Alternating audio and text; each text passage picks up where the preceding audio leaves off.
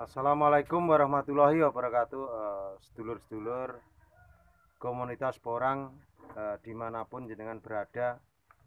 Semoga saat ini jenengan semuanya dalam lindungan Tuhan Yang Maha Esa dan selalu diberkati. Eh, Bertepatan dengan saat ini adalah saat musim panen porang. Tetapi di awal-awal harga bagus. Ketika belum semuanya panen, baru daerah-daerah tertentu khususnya hasil bolangan panen itu harga mencapai sampai tembus 10.300, di tingkat petani sampai 10.500.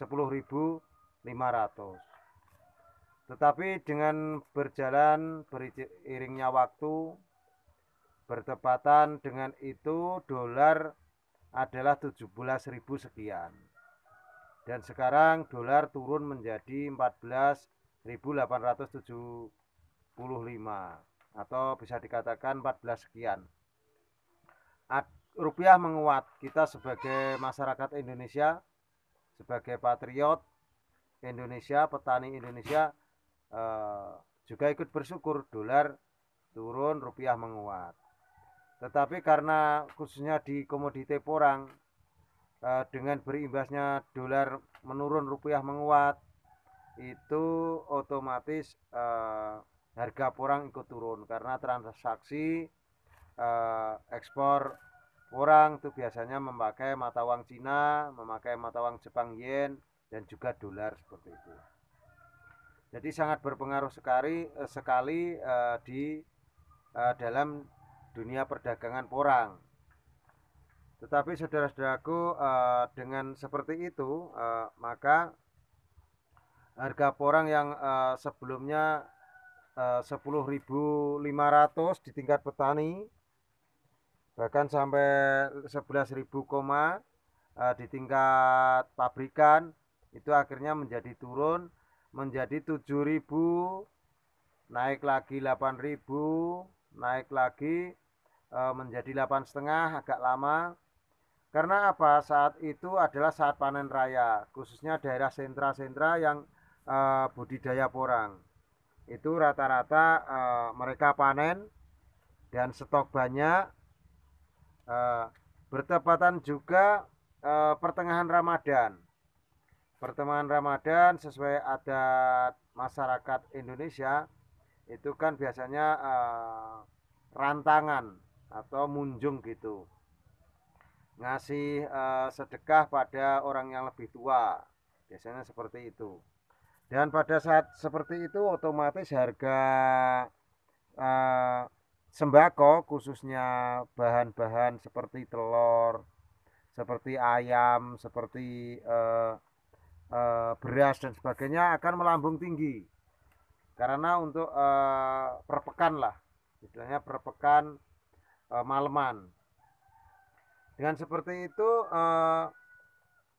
harga turun dan keuangan agak sulit karena keuangan di pabrik sementara ini kemarin adalah meludak atau bisa dikatakan overload atau over kapasitas.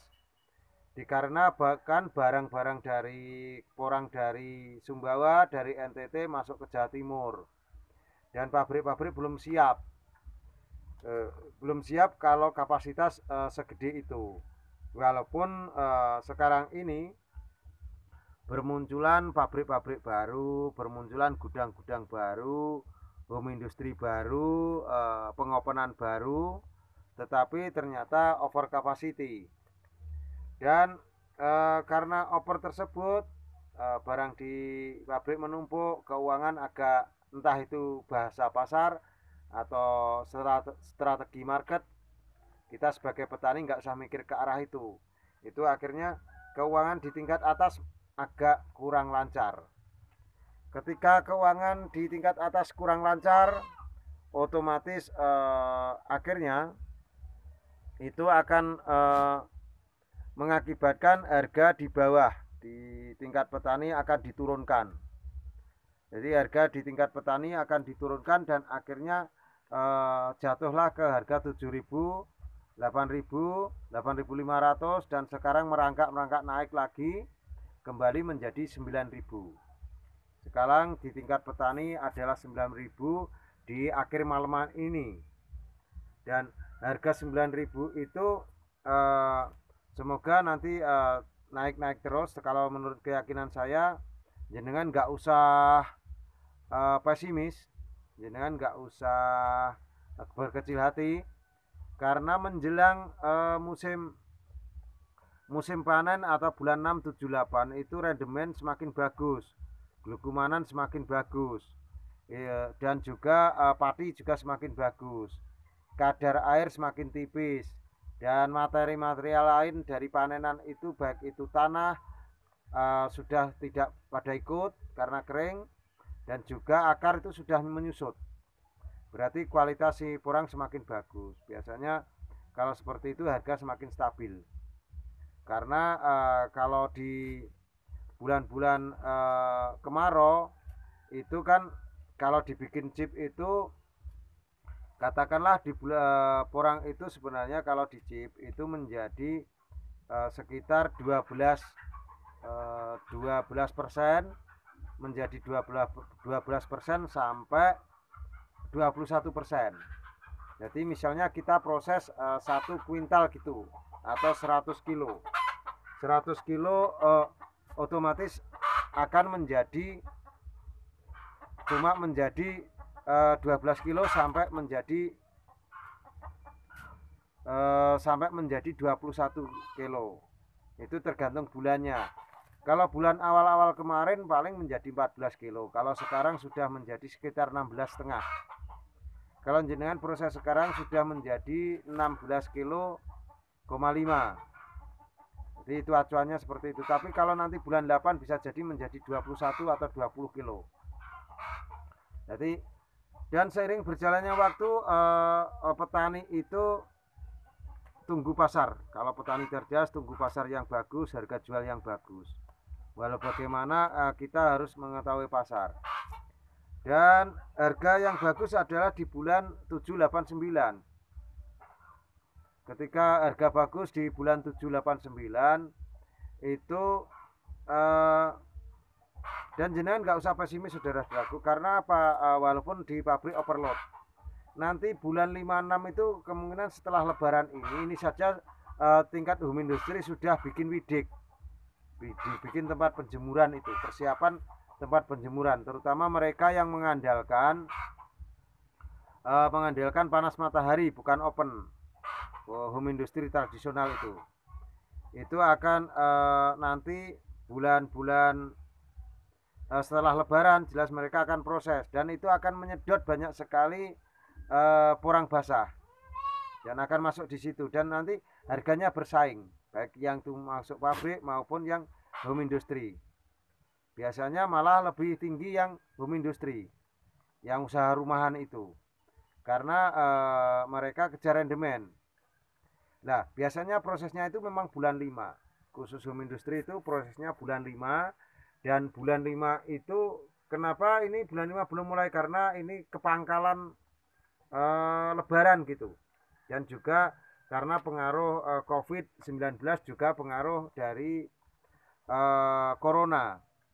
Karena ruang gerak juga kurang bebas, maka spekulasi-spekulasi seperti itu mungkin agak ditahan untuk pemain-pemain home industry. Dan sekarang ini sudah mulai stabil harga 9.000 saudara-saudaraku. Saya pikir harga 9.000 sudah bagus lah untuk ukuran petani, karena dibandingkan harga gabah, dibandingkan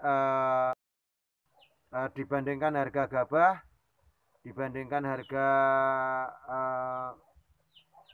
jagung, itu jauh lah masih bagusan harga porang.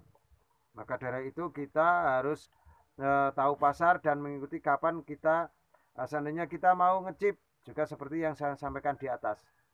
Jadi acuannya antara 12 sampai 21 itu, tergantung bulannya.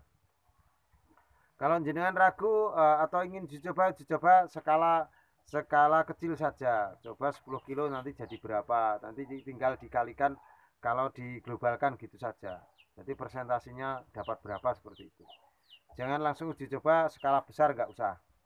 Jadi untuk belajar dulu, belajar ngecip oke, untuk menambah income. Yang jelas antara dijual chip dan basah untung mana Pak Pung? Ya untung chip toh.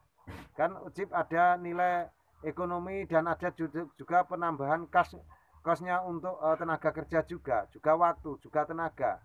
Pasti itu juga ada nilai upahnya atau nilai plusnya gitu. Income-nya itu pasti bertambah.